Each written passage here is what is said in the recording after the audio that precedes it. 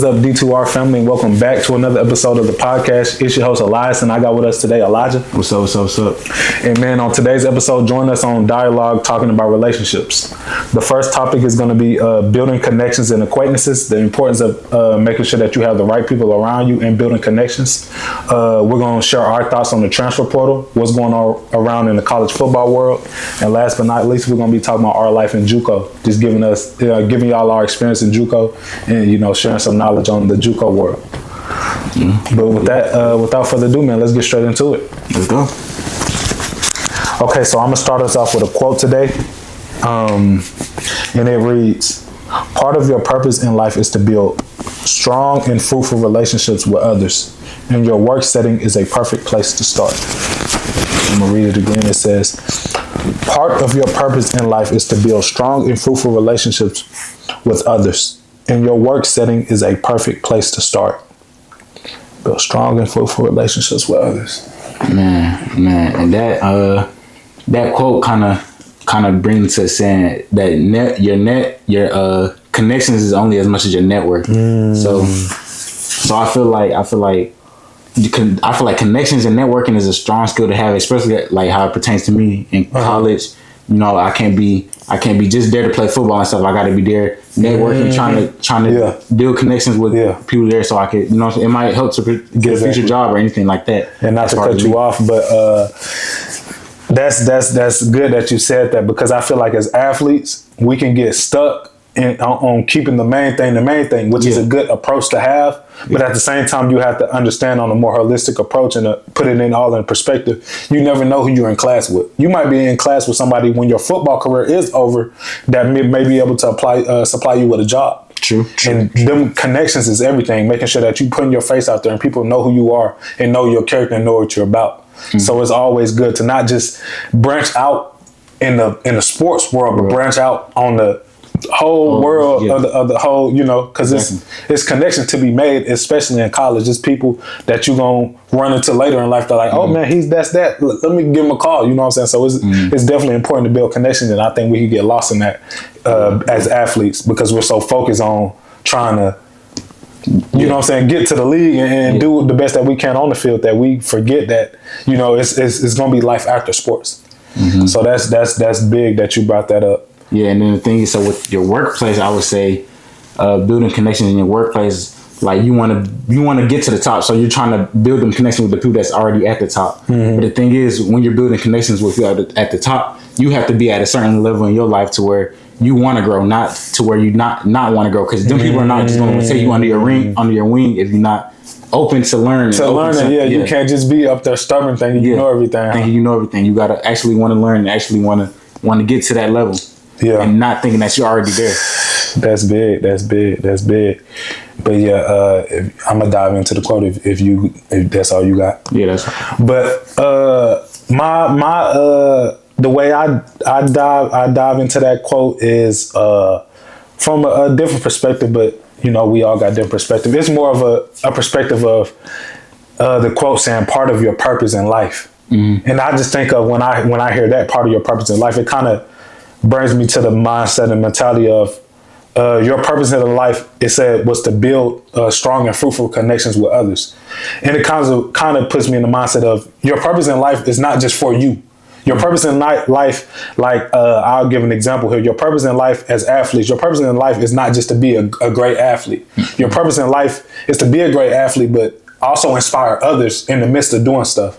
So it kind of just gives me to and affirms the mentality of, your purpose is never just about you. Your purpose is connected, always going to be connected to other people. How are you impacting people? How are you building connections? Because your legacy is only as strong as the people who are here to remember and carry your legacy. If you was just stand on the topic of athletics, if you're just a great athlete and then you're done and nobody in the game is doing what you used to do, Kobe affected the game in so many different ways, because you still see people doing the post fade, playing the game in a way that's a legacy right there. That's connected to other people. But if you were just there and a good ball player, but nobody connected to your game, then it's completely different. So true. I just see it as, you know what I'm saying, as in a different approach. You know what I'm saying, your purpose in life would never just be about you. It always needs to be connected to others, regardless of what your purpose may be. That's deep. Yeah, man. Yeah, but if you don't mind, we gonna get into the talk. Let's get into the episode, man. But okay, so we got building connections and acquaintances. I really just want to know your opinion. Starting off, what do you think the most important, or not just important factor in why building connections and the acquaintances, the people that you surround yourself with. Let's just talk since we're in college. Surrounding yourself with the right people. Why is that so important? Man, I think that's important because definitely, as if you like a part of a team, we're part of a team, and you really are only as good as your team. So if your team is down right now, then you're down right now. So it's just, and then being a part of a brotherhood too. So y'all reliable, trustworthy. You know what I'm saying? Man, nah, that's facts. And I'm a dive into something that you said, surrounding yourself. And I read in the book, Atomic Habits. I'm pretty sure, a lot of people read that book. It spoke on one part in the book where it was saying, okay, so it was this family, right? Yeah. And wife and a husband, they had 3 daughters. And okay, so they wanted to see, not like experimenting with their kids, but they just wanted to see if they made their kids grow up in a household where being the best chess player that you can ever be was the standard, was like the foundation, the people that they surrounded themselves with. If you walk into the house, all you see is pictures of the greatest chess players of all time. They got chess books, they got a chessboard at every location. They wanted to see if they made a house where that was the standard, what would it produce? Yeah. And it ended up producing, okay, so the first daughter, she was a 5-time national champion. The second daughter, she won like 17 of them. And then the youngest was the greatest of all time. So that was just the standard of who they surrounded yourself with. And to say all that, to say that shows the importance of what you surround yourself with. If you surround yourself with success, and you surround yourself with the things needed to be successful, then that's what you're going to do. But if you surround yourself with poverty stuff, like you just on Instagram scrolling, like you ain't locked in, you don't have a success routine, you're not surrounding yourself with success, it's not gonna be. So that's really the main thing that I see of why it's important to surround yourself with the right people. And that got a lot to do with like a strong foundation too, having a strong foundation. So you already have that standard. So you already got the standard. No matter what happens, you already have that strong foundation. So, man, that's real, and that's real talk. But we're gonna move on to the next topic.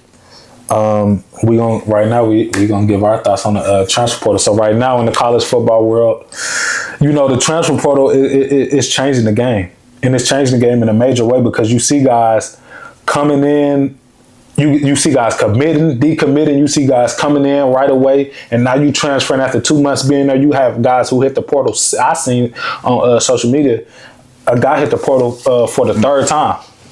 So we're just going to speak on our thoughts on the transfer portal and really how that's affecting the college world.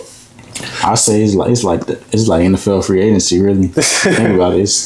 That's what it's like, because if you're not getting a certain amount of playing time at one school, you could just transfer to another school and it'll just.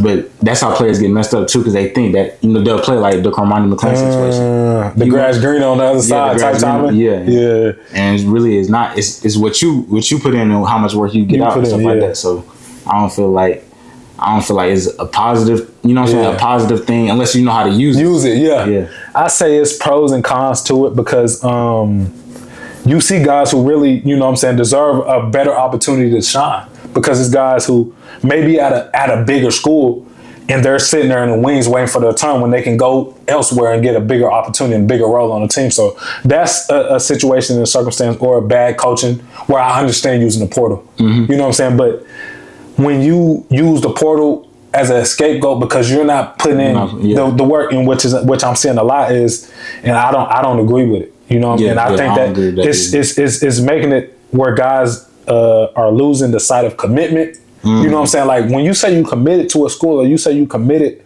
to it, that means you all in with it. Like you all in, you know what I'm saying? And like you willing to do whatever it takes. Guys that say they 110 committed, and you ain't even, you just there for the money and the likes on Instagram. You ain't even trying to put in the work. You ain't trying to take the coaching. You know what I'm saying? You ain't doing what you signed up to do on your end. So I think the transfer portal is really affecting athletes today as far as commitment. And it's going the thing about sports is it relies to life. Like, if you can't stay committed on the football field, what makes you think you can stay committed to your wife? You know what I'm saying? Just little, I just see it as that, like little stuff like that. I don't know if I'm tripping, but I just see, you know what I'm saying? They say how you do one thing is how you do everything. So if you can't even be committed to a school, then you know what I'm saying? I mean, just little stuff like that. How you gonna commit to your family or anything like that? How you gonna commit to something real bigger than that? If you can't commit to something little as, you know what I'm saying? Yeah. So I'll get you on that. I think it's really, if you let it slip away, then it could really, you know. And then that plus NIL, it kind of just it's gonna be because you got guys getting money to get to be in the portal. And it's just So I think it could get crazy, man. I think it could get crazy. But I heard you say something about the Camerny McLean situation. Like, what's your opinion on that? You know what I'm saying? Not to speak too much on it, but it's like he was there. He had like everything in his hands. He had the opportunity, but he didn't want to put in the work, honestly. And I don't think his situation gonna get any better by him hitting the portal. Yeah, because you had it made, not had it made, but you had an opportunity. You there with Dion, and he got all the connections in the world. You got NFL scouts coming to your practice and all that. So it's like, if you can't do it there, then right. I mean, and I wish the best for him, but I seen something today. It said he went on social media and said I didn't want to. He said, I'm trying to go to a real program, pretty much calling out Dion and how he runs things. He said, I'm trying to go to a real program, not for I'm not trying to be at a program just for likes and social media. But them boys got something real though. They just beat TCU. I didn't understand him calling out Dion, because I'm like, you know what I'm saying? Dion is trying to build something great over there. Like, he's actually, if you see what they be putting on social media, like, he's really coaching. Like, he's relating to his players. And just to go on the pivot a little bit, you know what I'm saying? That's a black head coach. Like, you don't have a lot of that, like, real. And he gonna see once he, you know what I'm saying, get into a different school. But you can relate to him. Like, you know what I'm saying? He's really trying to relate to us. He's trying to build a connection with his players. He's not just treating you like a dog or business. That's a real, like, he's, from what I see, that's a real coach. That's a real dude that's been there and done that. That's probably the best coach you ever gonna get coached by. You ever gonna get coached by. So, he's been there, he's done that. He's been where you trying to, literally, he's the greatest corner of all time. So he's been where you trying to go. So, like, you know, it's genuine. So it's like, I don't understand that, but like I said, I mean, I wish the best for him, and hopefully, you know, things will work out. Yeah, hopefully. But yeah, the transfer portal, man, it's changing. It's free agency. It's changing the game. Free agency, I ain't gonna lie. But the thing is, with the NFL free agency, you gotta wait your turn. Like, you gotta wait till your contract up. You can't just hit the portal at any time. Yeah. So it's even worse than that, because I can have an argument with my coach today and hit the portal tomorrow. So it's like, commitment ain't even a real thing no more. Nah, how you think they're gonna change it going forward? Or you think it's gonna keep? There's no more changing. It's no more changing. I mean, it is what it is now. You know, with the portal, because they just passed something that you're instantly eligible. So you can hit the portal at any time. Anytime after as long as you're academically eligible, you're instantly eligible. True. So it's like I can leave tomorrow and go to Michigan and be eligible. You know what I'm saying? No hit, no nothing. So I don't think it's changing, bro. I think this. What you think? I don't think it's changing unless. Yeah, man, I don't think it's changing. Honestly. Yeah, it's crazy, the portal situation, man. But yeah, man, you ready to move on to the next? Going on to the last topic, man, we're going to be talking about our life in Juco. Really just, you know what I'm saying, sharing a little bit about the journey, you know what I'm saying, our journey to Juco. Just giving y'all a little game on Juco for the guys who aren't familiar, but if you are familiar, you're going to be able to relate, man. So really just talk about, if you want to start off, talk about, you know what I'm saying, how you got to Juco. Just give a little bit about your Juco journey. Yeah, for me, man, I went Juco out of Southern University. And I went with you, and I went to Coffeyville. And I ain't gonna lie, the first day at Coffeeville, it was nothing but green grass and cows. Man, it was nothing like that. I ain't gonna lie. Man, I remember driving. We drove up. We drove up in the summertime, man, and it was. When I say, because I've never. I mean, we're military, so we travel all around. Not too many places, but we've been around, but we've never experienced or seen anything like this before. I'm talking about. Nah. You in the middle of nowhere. Like, it's like you just point a spot in the map, and you it's no civilization. No nothing. No nothing. Like, you in the middle of nowhere. They didn't have like no restaurants that like down south. Nah. It was some weird restaurants. Yeah, we didn't have no Waffle House. Yeah, none of that. None of that. We had a McDonald's. We had a Pizza Hut. Yeah.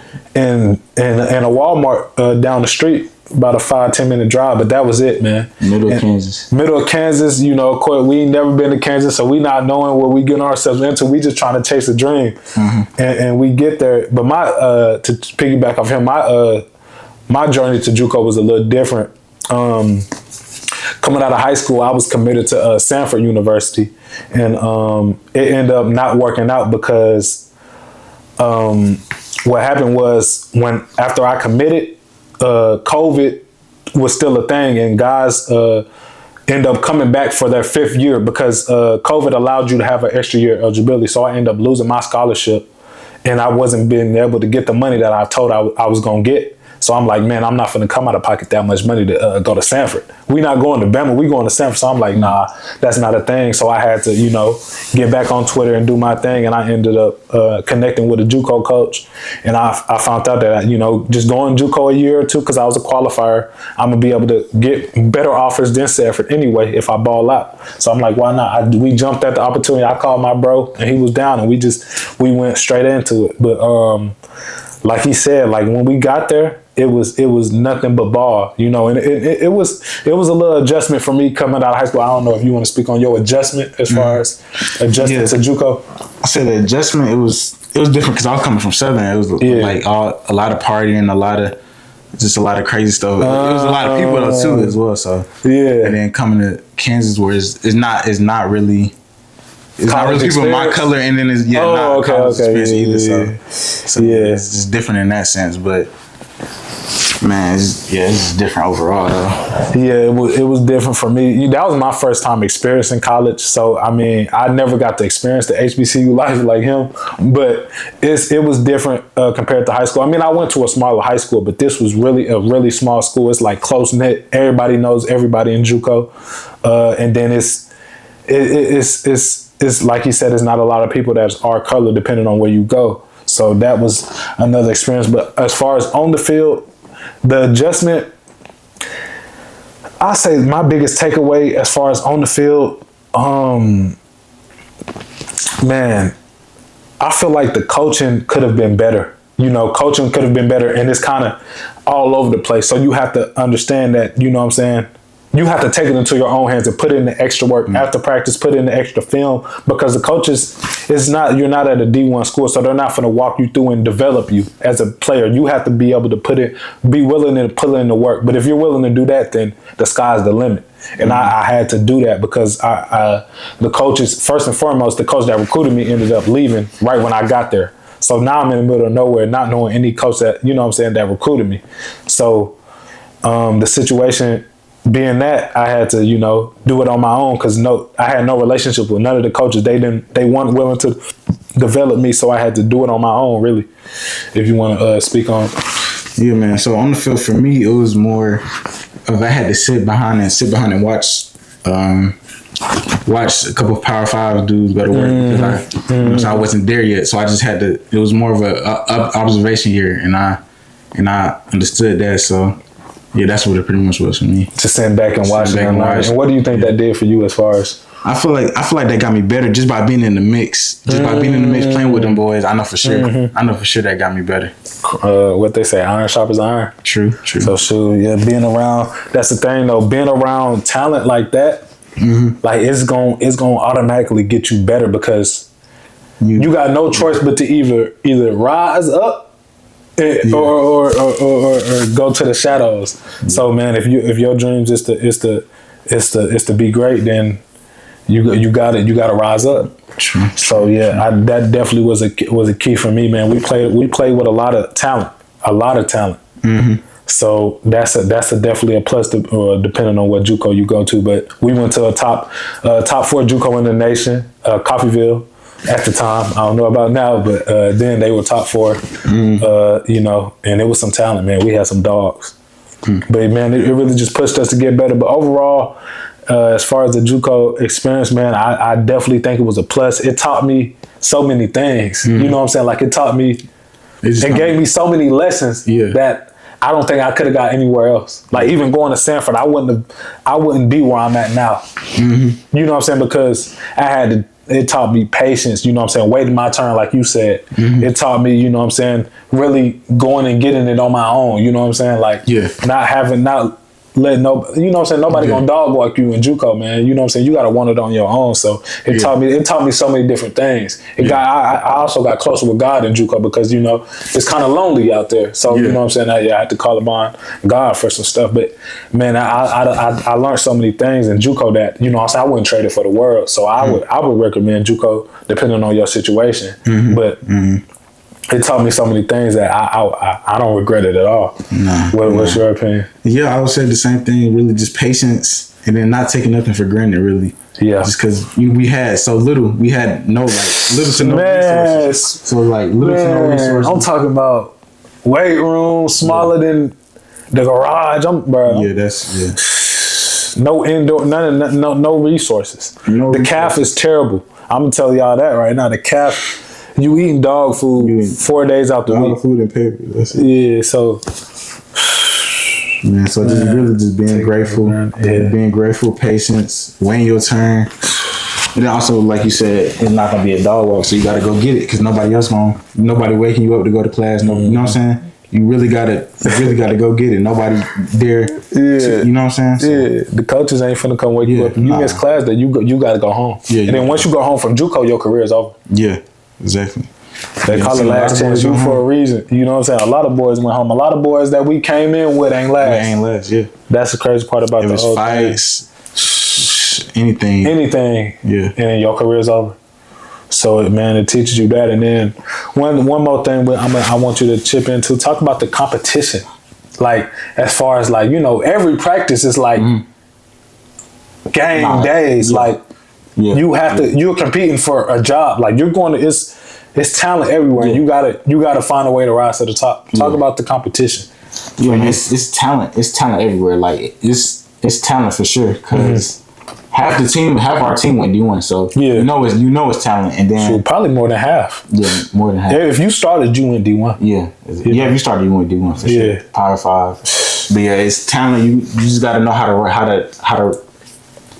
to not play to play the best of your play the best up to your ability and play your own game too. So you want to play at your own pace. You know what I'm saying? If don't try nothing that's not you. Basically. Yeah, and it taught me, man, the competition level. You know, because I broke my ankle in the beginning, but coming back spring ball when I was healthy, you know, it was like an interview every day. Yeah. You know what I'm saying? I would say really calm yourself, like you said, be you. You know what I'm saying? Just stay true to you. But also just go out there and dominate at the end of the day. Trust the work that you put in. As long as you've been putting in the work and you know that you've been working to be the best, you know, version of yourself, then, you know what I'm saying, you're going to be ready for it. Because that's what ended up happening to me in the spring. I ended up waiting my turn and it ended up happening for me. So really just, you know, trusting the work that you put in is the main thing. But yeah, man, you ready to call it an episode? Yeah. But yeah, man, I appreciate y'all for tuning in. Make sure y'all like, comment, subscribe. Leave a comment, man. Leave a comment for us. Give us some criticism. What do y'all want to see us work on? What do y'all want to see in the future? But what you got to say? Yeah, man. Make sure y'all, like he said, like, comment, subscribe. And comment what y'all want to see. Yes, sir. Yes, sir. Appreciate y'all for tuning in, man. Until next time, man. Peace out. Peace. This one right there.